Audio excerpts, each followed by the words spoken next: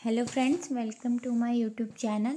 आज हम आधुनिक काल के बारे में पढ़ेंगे। इससे पहले हमने आदिकाल, भक्तिकाल और रीतिकाल के बारे में पढ़ा था।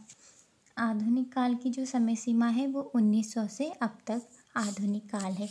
आधुनिक काल में भी जो पहले के हिसाब से जो रचनाएं की साहित्य में हो रही थी, उनकी जो भाषा और साहित्य लेखन के हिसाब से आधुनिक काल में नए परिवर्तन आए और उनमें कुछ नई नई बातों का उल्लेख किया गया।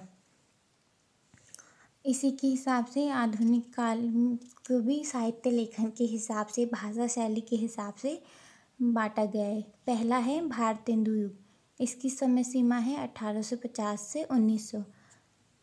भारतेंदु युग को आधुनिक हिंदी साहित्य का प्रवेश द्वार भी कहते हैं, क्योंकि इस समय जो खड़ी बोली में गद्य लिखे गए थे उनको स्वीकार किया गया। मतलब जो पहले की भाषा के हिसाब से अगर नई भाषा का भी इसमें प्रयोग किया गया है तो उसको उन्होंने स्वीकार किया।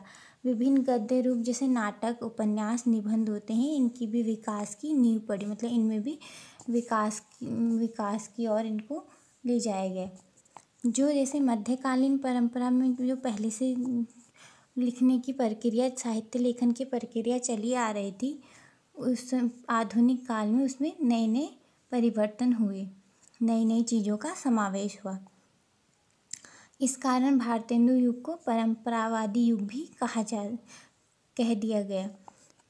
इसलिए इसका नाम भारतेंदु युग पड़ा, क्योंकि इस समय जो साहित्य लेखन में थे वो मतलब कुछ बदलाव आने शुरू हो गए थे। भारतेंदु युग की अब विशेषताओं के बारे में बात करें। आधुनिक युग का जो प्रथम साहित्य का युग है उसे भारतेंदु युग ही है। इसकी विशेषताओं के बारे में बात करें तो पहली विशेषता है अंतर्विरोधों का साहित्य। भारतेंदु युग के शुरुआत में कवियों ने अंग्रेजी सरकार के प्रति जो भक्ति भाव था उसके प्रति इन्होंने मतलब जो भी इसका कारण यह था कि जो अंग्रेजों के उद्देश्य को स्पष्ट रूप से समझ नहीं सके, क्योंकि अंग्रेज लोग शासन कर रहे थे। तो उस समय साहित्य में भी जो समाज में घटित हो रहा था उसी को साहित्य में भी लिखा गया।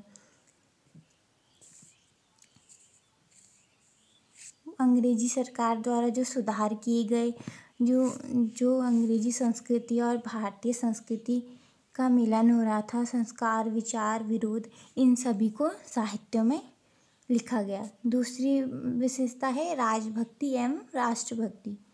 भारतेंदु युग के प्रारंभ में कवियों ने जो अंग्रेजी सरकार के प्रति राजभक्ति और मतलब राष्ट्रभक्ति के भाव दिखाए।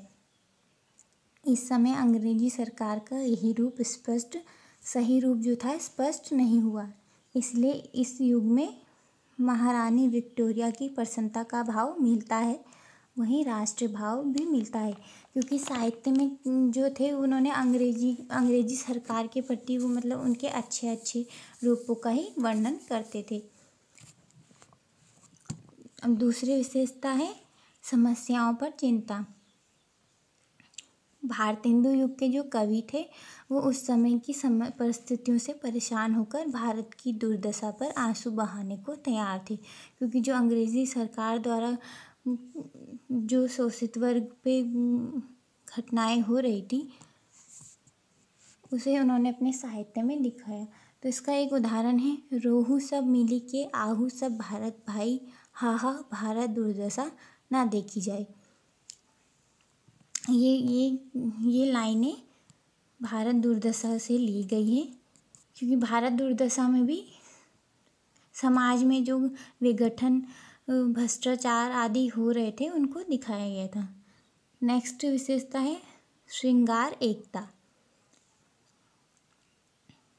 इस समय जो भारतेंदु युग में था, रीतिकाल का प्रभाव मतलब पूरी तरह से छूटा नहीं था, क्योंकि इस समय भी जो साहित्य लिखे गए उनमें शुद्ध श्रृंगार के दर्शन भारतेंदु युग की कविता में भी हो जाते हैं। तो इसका एक उदाहरण है पिए प्यारे तिहारे निहारे बिना अखियाँ दुखियाँ नहीं मानती हैं। ये इसका उदाहरण है। नेक्स्ट विशेषता है भक्ति भावना। भारतेंदु युग में निर्गुण अवगुण भक्ति के दोनों रूप मिलते हैं। भक्ति का एक अन्य राग स्वदेश अनुराग भी मिलता है, जिसमें ईश्वर की भक्ति का उद्देश्य देश की समस्याओं का उद्धार करना है। इसका एक उदाहरण है, हम आरत भारतवासिन पे अब दीन दयाल दया करिए। नेक्स्ट विशेषता है सामाजिक समस्याओं का चित्रण। इस युग की कविता आम लोगों से जुड़ी थी, तो उस समय इसमें नारी शिक्षा, बाल विवाह जैसे विषयों पर कवियों ने रचनाएं की हैं। इन कवियों ने समाज में फैली गंदगी का लोगों पर चोट करते हुए उन्हें खत्म करने का प्रयास किया है। इसका एक उदाहरण है, कौन करे जो नहीं कसकत, सुन विपत्ति बाल विद्वन की। ये एक उदाहरण है सामाजिक समस्याओं का चित्रण। जो नेक्स्ट विशेषता है वो है भाषा। भारतेंदु युग के अधिकांश कवियों की भाषाएं ब्रज भाषा में है, क्योंकि जो इस समय साहित्य लिखे गए वो ब्रज भाषा में ही लिखे गए थे। इस समय के गद्य साहित्य में खड़ी बोली का सफल प्रयोग हुआ, लेकिन जो काव्य में उसे विशेष सफलता नहीं मिली। भाषा के बारे में भारतेंदु कहते हैं, अंग्रेजी पढ़ी के यद्यपि सब गुण होत परवीण, पै निज भाषा ज्ञान बिन रहत हीन के हीन। ये इसका उदाहरण है। अब बात करते हैं द्विवेदी युग की। द्विवेदी युग की समय सीमा है 1900 से 1918। जो महावीर प्रसाद द्विवेदी जी हैं, इन्होंने 1900 में सरस्वती नामक पत्रिका निकाली। सरस्वती के संपादक के रूप में आचार्य महावीर प्रसाद द्विवेदी ने हिंदी भाषा और साहित्य के लिए महान कार्य किया। इसकी विशेषताओं के बारे में देखें तो पहली विशेषता है समाज में नए प्रतिमानों की स्थापना। द्विवेदी युग विवेकशील चिंतन का युग है। अपनी संस्कृति को जो परखने की कोशिश की है इस युग में की गई है। इस युग में जो भी बदलाव किए गए साहित्य लेखन में उसको स्वीकार किया गया। इसकी एक उदाहरण के तौर पे उदाहरण है, प्राचीन बातें ही भली है, यहाँ विचार आलोक है, जैसी अवस्था हो जहाँ वैसी अवस्था ठीक है। ये इसका उदाहरण है किसका, समाज के नए प्रतिमानों की स्थापना। दूसरी विशेषता है साहित्य के उद्देश्य पर बल। इस समय में पहली बार साहित्य के उद्देश्य पर बल दिया गया। मतलब इस समय जो कविताओं के भी बारे में लिखा गया, मतलब कविता का जो स्तर था इसमें पहले ये तय किया गया कि कविता का उद्देश्य मात्र मतलब मनोरंजन नहीं है, उसको कुछ सामाजिक तौर पे भी उसको मुद्दों को उठाया जाए। उदाहरण है, केवल मनोरंजन ना कवि का कर्म होना चाहिए, उसमें उचित उपदेश का भी मर्म होना चाहिए। ये इसका उदाहरण है। तीसरी विशेषता है राष्ट्रीयता की नई धारणा। भारतेंदु युग तक राष्ट्रीयता का स्वरूप तय नहीं था। द्विवेदी युग में यह तय हुआ और राष्ट्रीयता की नई धारणा का निर्माण हुआ। इसका उदाहरण है, देशभक्त वीरों मरने से नेक नहीं डरना होगा, प्राणों का बलिदान देश की वेदी पर करना होगा। ठीक है, ये थी द्विवेदी युग की विशेषताएं। अब अगले आता है छायावाद। छायावाद द्विवेदी युग के बाद हिंदी कविता में छायावाद का जन्म हुआ। जयशंकर प्रसाद, सुमित्रा नंदन पंत, निराला, महादेवी वर्मा इस युग के 4 स्तंभ कहे जाते हैं। ये पेपरों में भी पूछा जाता है कि छायावाद के 4 स्तंभ किन कवियों को कहा जाता है, तो इसका आंसर है जयशंकर प्रसाद, सुमित्रा नंदन पंत, निराला, महादेवी वर्मा। छायावाद की विशेषताओं के बारे में बात करें तो पहली विशेषता है व्यक्तिवाद की प्रधानता। जो इस समय साहित्य लिखे गए वो काव्य व्यक्ति के स्वतंत्र व्यक्तित्व के सहज विकास की कल्पना करता है। छायावादी युग में पहली बार कवि ने स्वतंत्र होकर अपने जीवन की घटनाओं का वर्णन किया है। महादेवी कहती हैं छायावाद के बारे में, आज का रचनाकार अपनी हर सांस का इतिहास लिख देना चाहता है। इसका एक उदाहरण है मैं नीर भरी दुख की बदली। दूसरी विशेषता है स्वतंत्रता की चाह या प्रेम, इसका फिर अगली विशेषता है प्रेम का चित्रण। छायावादी कविता का आधार प्रेम की अनुभूति है।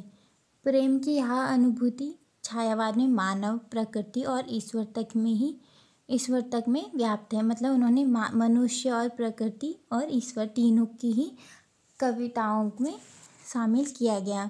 छायावादी प्रेम उपभोगवादी नहीं है, वह प्रेम में पाने की चाह नहीं समर्पण का भाव रखता है। इसका उदाहरण है पागल रे वह मिलता है कब, उसको तो देते ही है सब। नेक्स्ट विशेषता है सौंदर्य चेतना। छायावाद सौंदर्य की चित्रशाला है। इसमें मानव, प्रकृति सभी के सौंदर्य को चित्रित किया गया है।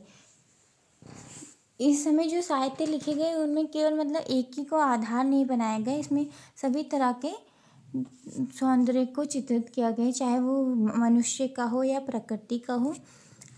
इसका एक उदाहरण है सुमन है सुंदर विरह सुंदर मानव तू सबसे सुंदरतम।